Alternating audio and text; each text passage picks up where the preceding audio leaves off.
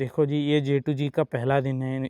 इससे पहले इनका कोई ट्रेनिंग नहीं है, कुछ भी नहीं है, लेकिन मेरे कहने पे ये सब परफेक्टली कर रहे हैं। एक मेरे और मेंटर इयन फ्रांसिस है, ऑस्ट्रेलिया की बहुत अच्छे हॉर्समैन है और मेरी ख्याल से दुनिया के सबसे बेहतरीन हॉर्समैन है इयन फ्रांसिस। वो काफ़ी क्वार्टर हॉर्स की चैंपियनशिप्स जीते हैं। तो उनका एक कहना है कि if you want something bad enough you'll find A way, otherwise you'll find an excuse. अगर कोई भी चीज़ को आप बहुत बुरी तरीके से चाहोगे ना, तो आप कैसे भी करके उस चीज़ को आप हासिल कर लोगे। अगर आप इतना भी नहीं चाहोगे ना, तो फिर आप कोई बहाने बना के फिर अपने आप को बोलोगे ठीक है नहीं हो पाएगा मुझसे। तो आपकी मर्जी। अगर आपके मन में है कि मैं मेरे घोड़ों को ट्रेन करना है, मेरे घोड़ों के साथ रिश्ता बनाना है, मेरे घोड़ों की ज़िंदगी आसान करना है, तो आप दिन में कम से कम 15 मिनट भी टाइम निकाल सकते हो, आपके घोड़ों के साथ काम कर सकते हो। बस बात सीधी है। चाहे बहाने पहाड़ भर के भी क्यों ना हो, जब इंसान के अंदर इच्छा होती है तो एक कदम से शुरू करके इंसान पहाड़ को भी काबू कर लेता है। कहना ये बहुत चुभने वाली बात है, लेकिन सच यही है। जो चीज़ को इंसान सबसे ज़्यादा इंपॉर्टेंस देता है वो चीज़ को इंसान हमेशा करता है। और घोड़ी की बॉडी लैंग्वेज देखिए, कितनी आराम से खड़ी है, कोई डर नहीं है। जेटू जी उसकी गर्दन पे, माथे पे, उसके हेड पे, हर जगह स्टिक एंड स्ट्रिंग से रब कर रहे हो और घोड़ी बहुत रिलैक्सली खड़ी है। तो हमने घोड़ी के बिहेवियर पे काम किया, घोड़ी के साइकोलॉजी पे काम किया। घोड़ी को साइकोलॉजिकली हमने फिजिकली नहीं थकाया, हमने जो भी किया साइकोलॉजिकली किया। तो जेटू जी आपने बहुत अच्छा किया, थैंक यू सो मच। तो दोस्तों अभी आप घोड़ी की बॉडी लैंग्वेज देखिए, गर्दन नीचे करके आराम से खड़ी है जेटू जी के छाती के ओर। इसका मतलब है घोड़ी इनको एक हमसे अलग चीज़ है करके उस नज़रिया से नहीं देख रही है, बहुत रिलैक्स है इनके और घोड़ी। और एक घोड़े दूसरों घोड़ों के साथ ऐसे ही होते हैं रिलैक्स में, गर्दन ऊपर करके खूबसूरती से चलना, एटीट्यूड दिखाना, वो इंसान की इच्छा होती है। लेकिन घोड़े जब आपस में होते हैं ऐसे नहीं करते हैं। तो अब देखिए घोड़ी रिलैक्स है और गर्दन नीचे करके आराम से, उसकी आंखें देखिए, नींद की मखमली आंखें हैं, बहुत रिलैक्स हो गई है घोड़ी। तो जब ये तरीके का रिलेशनशिप आपका घोड़े के साथ बन गया, मैंने कहा रिलेशनशिप, मैंने नहीं कहा कि, तो इस तरीके का आपका घोड़ी के साथ एक फाउंडेशन बन गया। तो मैंने यहाँ रिलेशनशिप नहीं कहा, फ्रेंडशिप, बेस्ट फ्रेंड, ऐसे मैंने बातें नहीं बोली, क्योंकि हमने फ्रेंडशिप कुछ नहीं किया।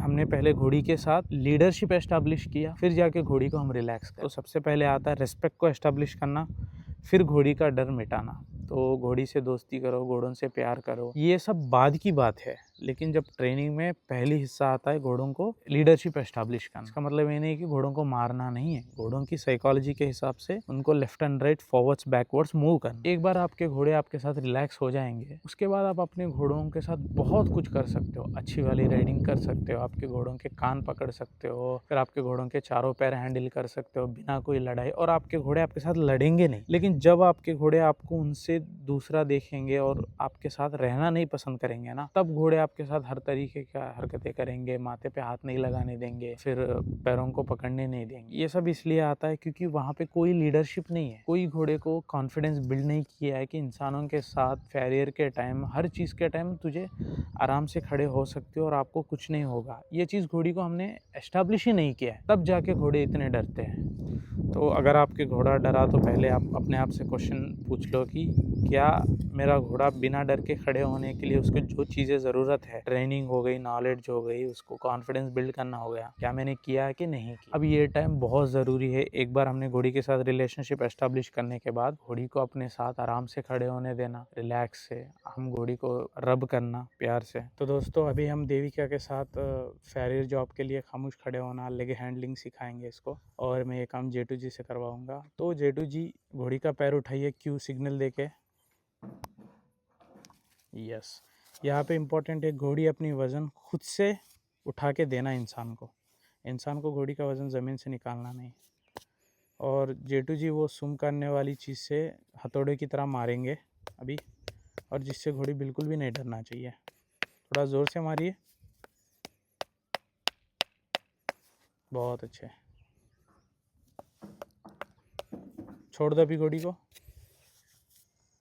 पैर को रब करो, घोड़ी के पैर को, फिर से घोड़ी का पैर पकड़ो। यस,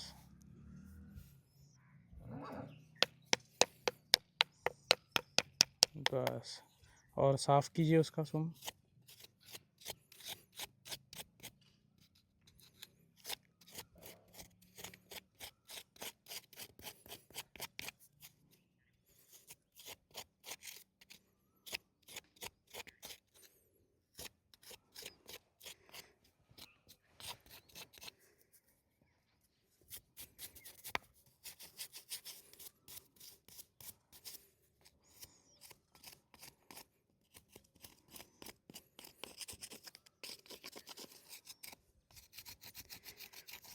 ठीक है जेटू जी, छोड़ दीजिए।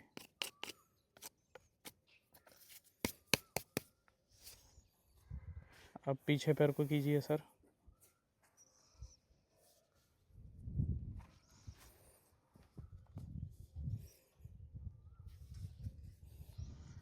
आपको कहाँ करना है, नी कैप कहाँ है उसका, घुटना किधर है?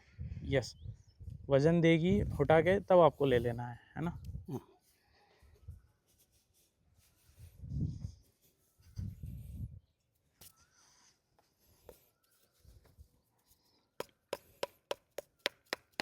थोड़ा ज़ोर से मारिए।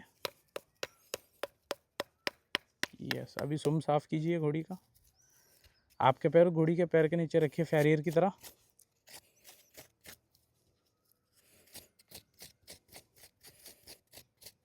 देखो बेंड ज़रूरी है आपकी सेफ्टी के लिए, ताकि घोड़ी मान के चलो डर भी गई और लाते भी मारना चाहती तो कम से कम लाते हमसे दूर मार सकती है, हमारी तरफ मार नहीं सकती, क्योंकि गर्दन उसकी ऑलरेडी इस तरफ बेंड है।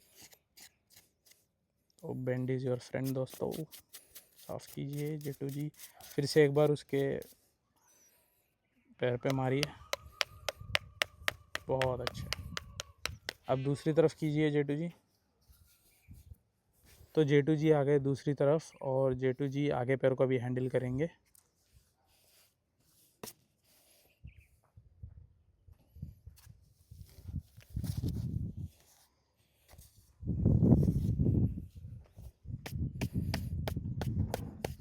मारिए उसको।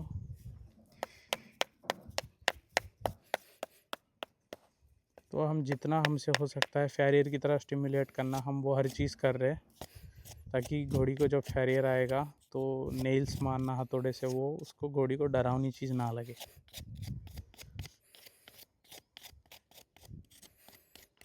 तो हर चीज़ बुरी होने से पहले प्रोएक्टिवली उस चीज़ को अच्छा करना ज़रूरी है। एक अच्छा हॉर्समैन वो होता है कि बुरी आदत घोड़ों में आने से पहले ही वो आदत कैसे ना लेके आए, उनके बारे में सोच के घोड़ों को अच्छी आदतें सिखाए। ओके जेटू जी, छोड़ दीजिए। पीछे पैर को हैंडल कीजिए अभी प्लीज़।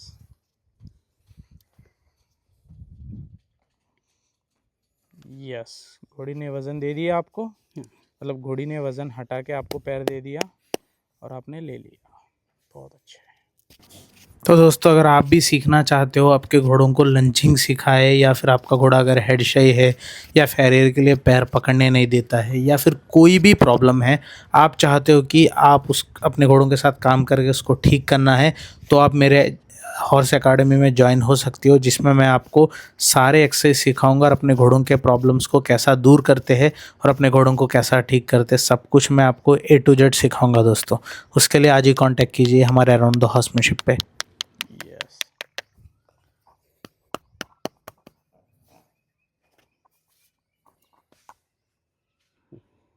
तो जेटू जी आपने बहुत अच्छा काम किया। Well done sir, well done.